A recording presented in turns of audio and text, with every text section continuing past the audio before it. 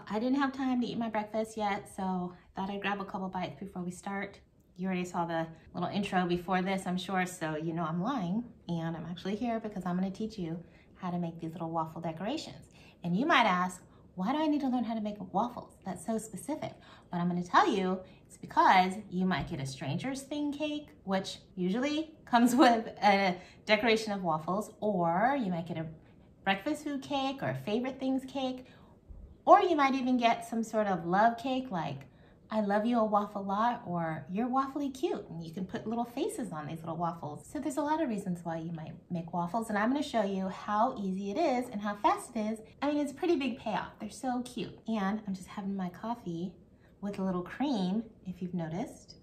These little pocket teas are now up in my Etsy. I'll put the link in my description below. And yeah, so let's get to it.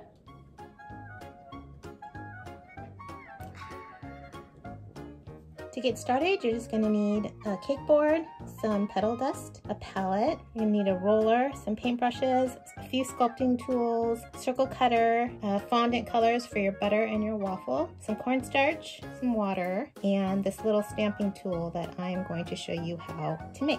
So you're gonna start off with some fondant that is colored the lightest shade of a toasted waffle, and then you're just gonna roll it out, and you want it to be pretty thick. And then just use your circle cutter to cut out a circle.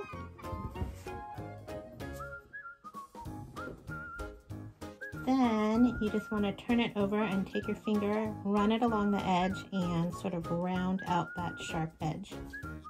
I made this little tool by simply cutting a straw and a couple pieces of cake board into squares.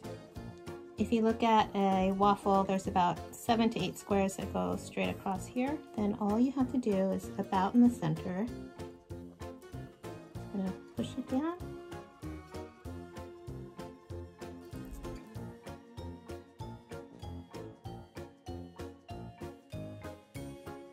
So that's why you wanted to roll it out kind of thick, because once you press down with that tool, it thins out the waffle, so you need it thicker than what you want the final product to be. Now, if you're in a hurry, you can just leave it like this. This is good enough for some speedy decorations, but if you're trying to get it more detailed, roll out a thinner piece of fondant and cut it out with the same cutter that you used for your waffle. And then I went down 2 sizes in my circle cutters, and I'm gonna cut out the center. And then I'm going to turn this over and wet the back. The reason why I didn't wet the waffle itself is because when you come back in with your petal dust, you want to have not really any wet surfaces, because the petal dust will sort of stick and become kind of a darker color. Then I'm going to take this, stretch it around the outside.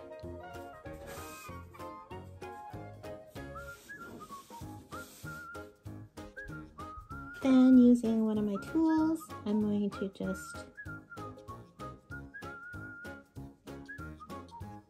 sort of bring in some of this fondant.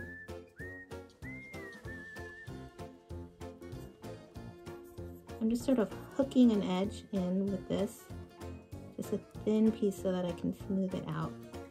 Because if you look at this kind of waffle, it has an edge. The squares just don't fall off the sides. There's an edge that goes all the way around.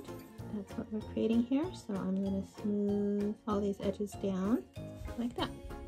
And then you can run your tool flat side across those edges so that they're a little flattened out in some places and irregular. And then if you need to come back in and make some of these squares a little deeper, you can. Then all you're going to want to do is come in with the pointy side of your tool, and you're just going to make some little dents in there, just because waffles have little air bubbles and whatnot. Then for the final step, you're just going to take your tool and sort of run it across the edge in some areas, sort of drag out a little edge, because sometimes the waffle batter sort of seeps out and creates an irregular edge. If you want, you can just take a little foil,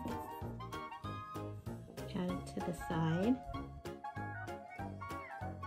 and just press it on there to create sort of like those little sides that bleed out. Alright, now I'm just going to mix up some colors. So I've got some yellow, a little bit of orange, a little bit of brown, and then I have some white.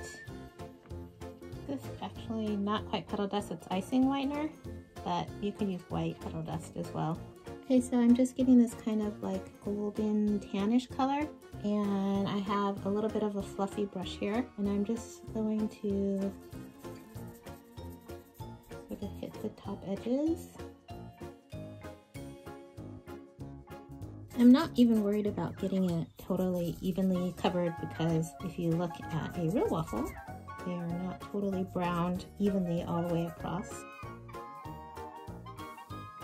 Then I'm going to pick out just a couple of spots that I want to darken more than anywhere else.